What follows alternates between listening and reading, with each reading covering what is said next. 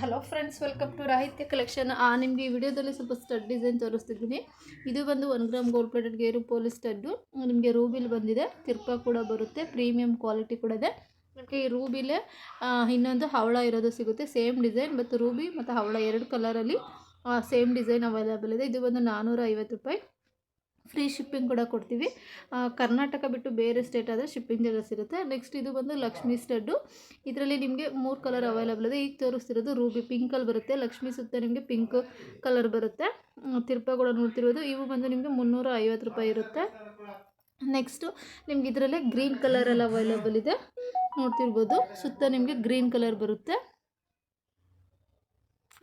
Ruby pink, green ಹಾಗೂ white colour. ಇದು white ಕಲರಲ್ಲಿ ಅವೈಲೇಬಲ್ ಇದೆ.